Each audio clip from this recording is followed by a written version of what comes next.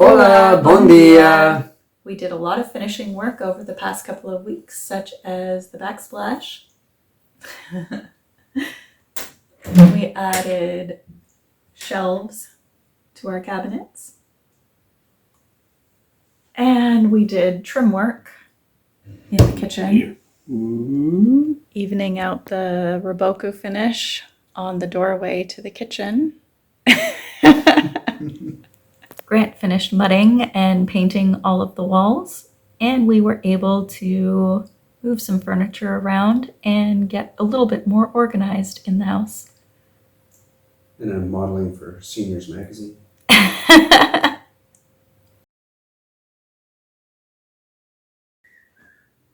So we're using a regular piece of drywall or plasterboard as the base for our backsplash.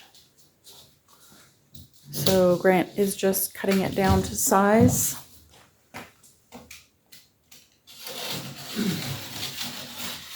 Our screed bar was not quite long enough for the job, so we put another piece beside it, and the center of these two pieces is where our line needs to be. So that gets the alignment correct. Then you just move the plastic one out of the way and you cut along your metal screed bar. And Grant is just making the cutout to go around the hoses. So the plan is to put it in, not on that angle, the opposite angle. So take it out, lean it the other way, tip it towards the wall, like that. And in behind the sink.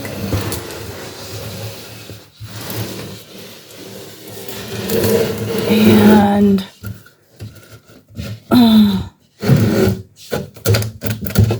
it's stuck on something. There we go.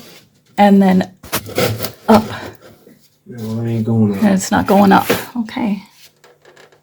All right then. So it has to be trimmed down. Let's try this again.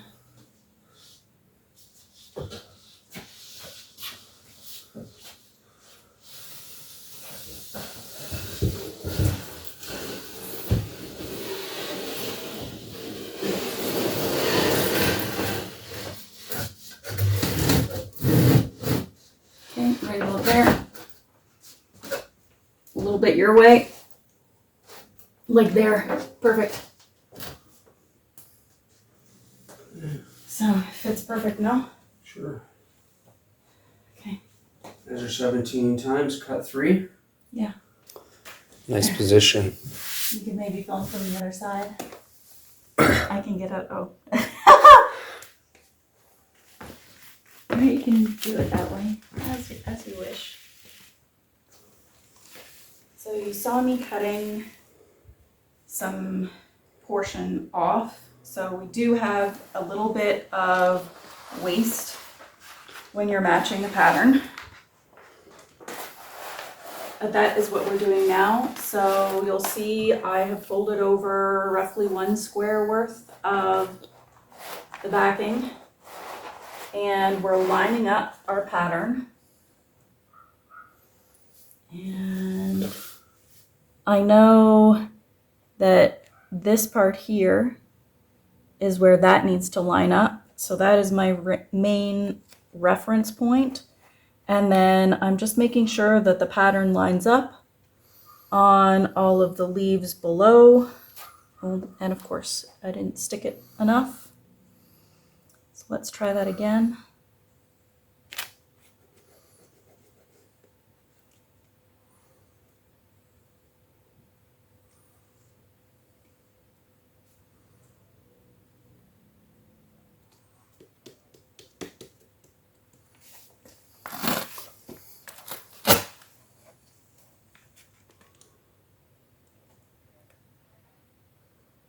There we go. So now you can see the pattern matches throughout the whole piece. Ah! God, it went crazy. Well, it sticks sometimes, this one.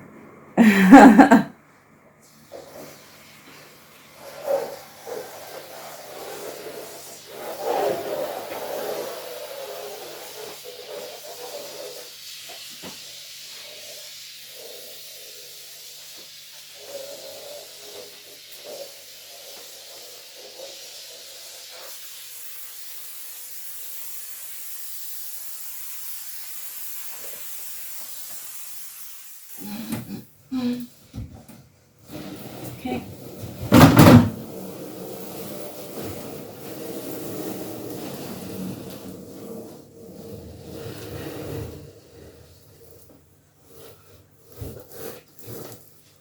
A little more. Right there. No, your way now. You moved it. Right at the end. There. That's good.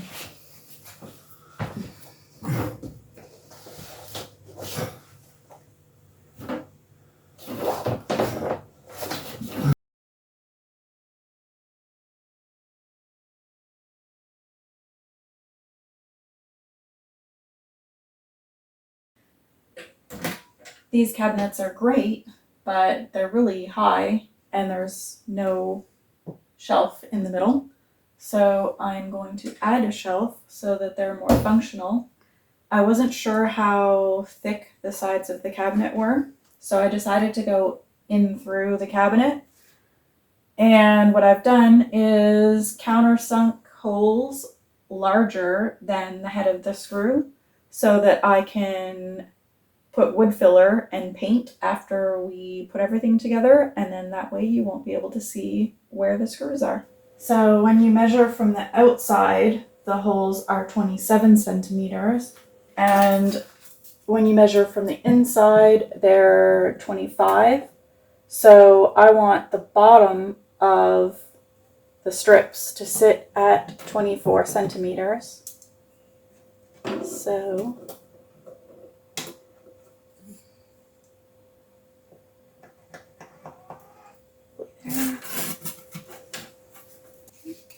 make sure I have the painted side to the front, not like you'll really see it that much, but so then we line it up and Grant is going to screw in from the outside to mark the placement. So we have the support for the shelf in place now. We already cut the piece of wood that we're using for the shelf, and I just have to cover it in the wallpaper to match all the rest of them. I don't know, something exciting to keep our followers riveted. I don't know how exciting this is. I'm sticking wallpaper to a piece of wood. But this is how I covered all of our shelves. And this piece that I'm using actually came from this cabinet because we removed the shelf so that we could put the cat litter box in the cabinet. So I'll be finishing that soon, cutting a hole in the bottom of this so I can put the door back on. Ooh, then it's an escape hatch for the cats. Their It's secret to poop hide box. your litter box so that it doesn't look ugly.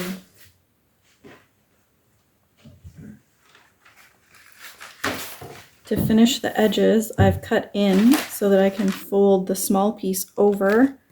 We're going to fold the first piece up now that it is separate. So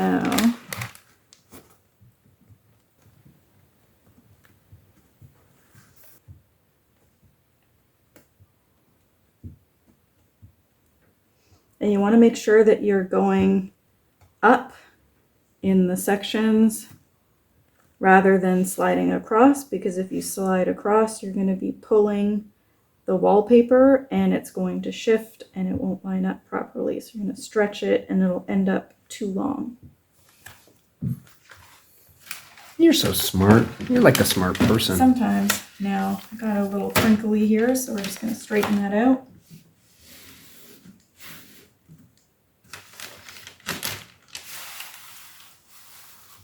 And you'll see me going from the center and kind of smoothing it out to the edges for the same reason that you don't want to just yank on it or it's going to stretch. Now that we have our support in place, so they're glued and screwed, and we have our shelves covered in the vinyl, we're going to put them in place.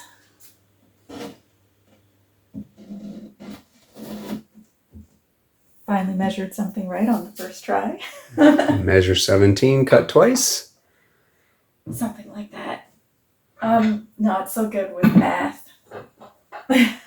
No, you're just too accurate. It's the German in you.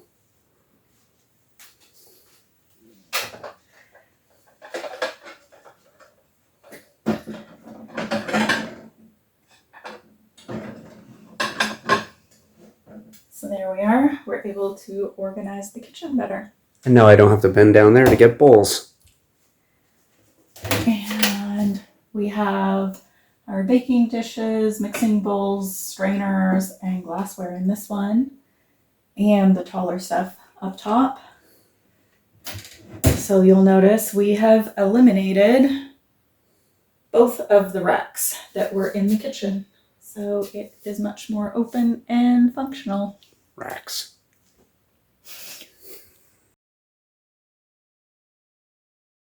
What you doing? Put your end caps on for your counter. Ooh.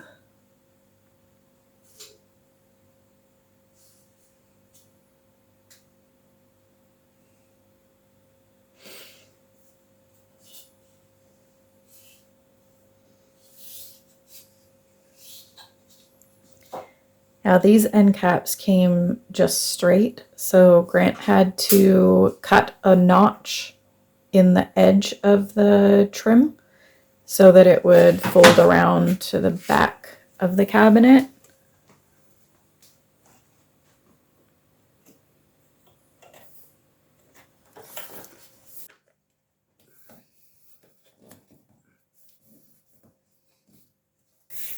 So this one is taped into place while the T-Rex glue dries.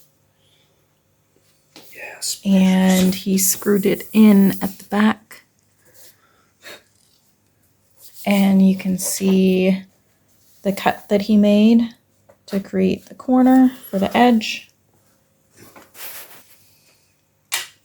All right. There you go. Moment of truth. There you go, Ooh. Betty. There you go, Bettina. I'm getting better at this. Yeah, look at that. Very nice. Lovely. Grant has finished one side of our doorway with the Roboku.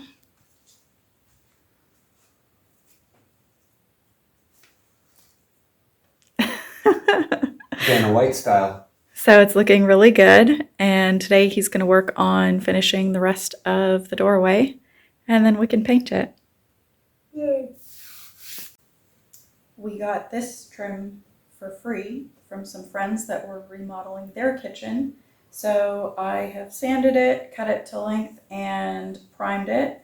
And I'm now using glossy white paint to paint the trim before we install it in the kitchen.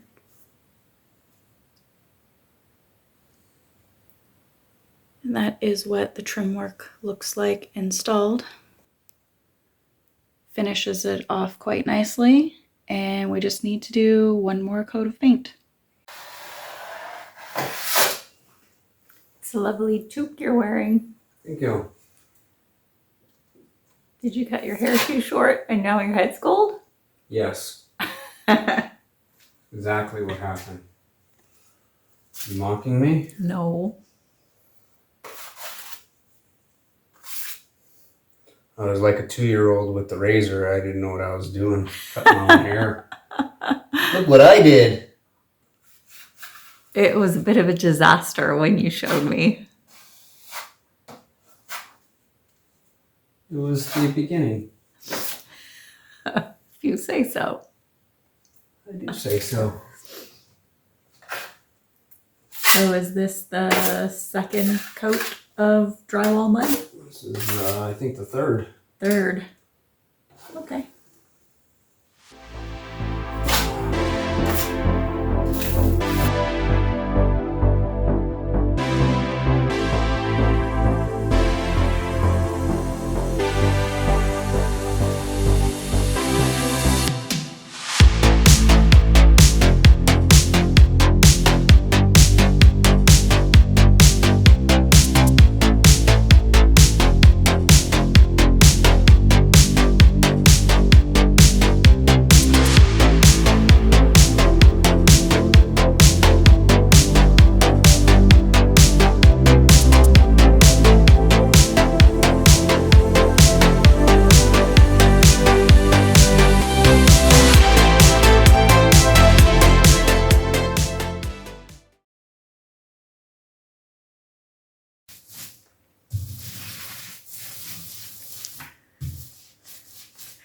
Painter man, who wanna be a painter man?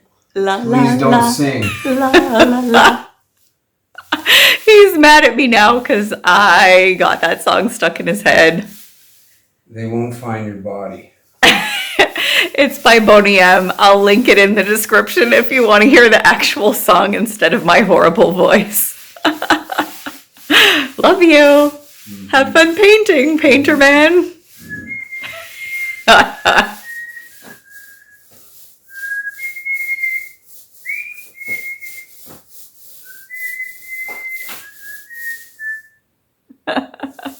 Shut up. This is your fault. It's stuck in my head.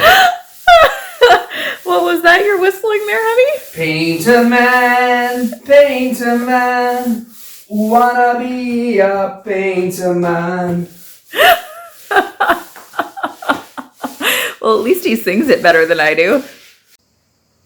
Don't forget to give our video a like, share it with your friends, leave a comment down below. We love hearing from you guys, and it helps our channel grow.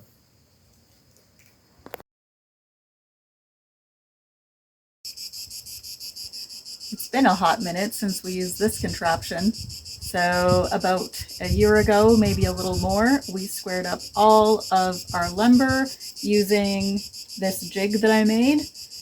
And this is the last piece of lumber.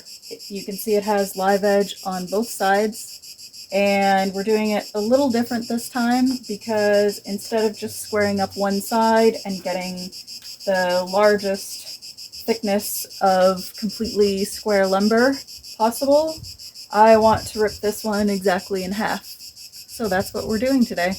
If you want to see us squaring up the lumber for our bathroom door, you can check out the video I will link at the end of this one.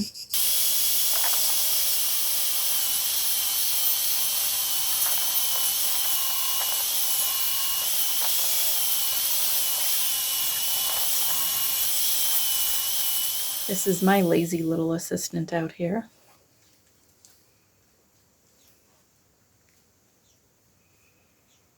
Betty decided that this was a good place to sleep in the middle of my workbench when I'm working.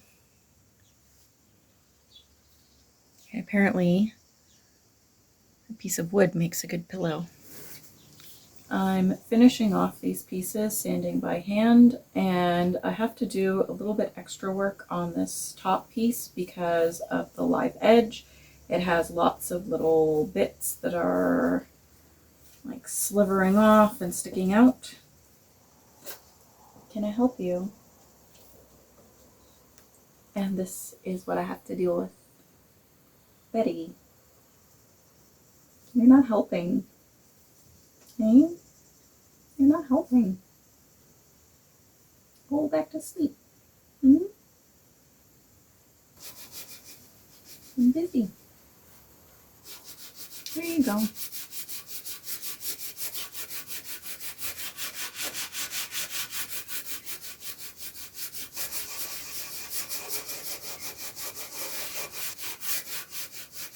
You're a little weirdo.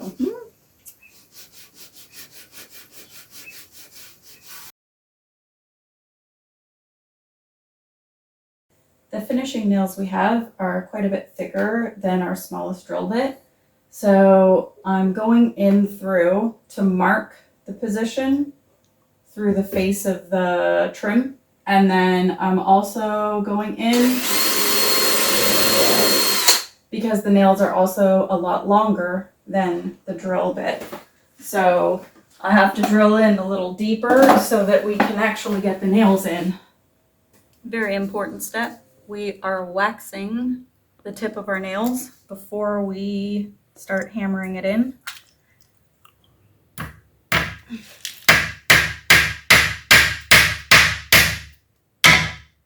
And that means your nails are going to go in a lot smoother and easier. Okay.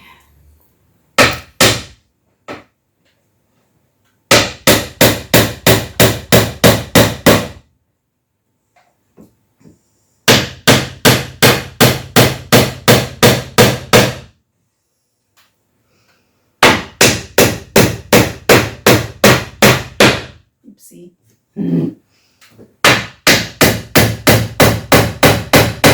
So we've discovered that pre-drilling and waxing the nails is plenty. And it goes in nice and smooth. Yes, because we find the nails here very weak. They tend to bend and break very easily. Or maybe I just suck at nailing. No, they shouldn't do that.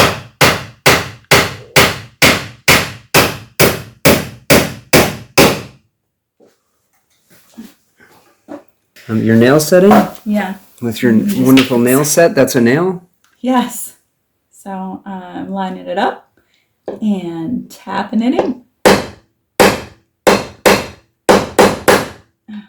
Something like that. Lovely face on it.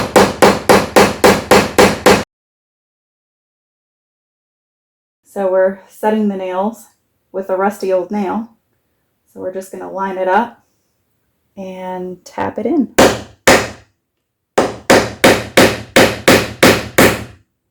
Something like that.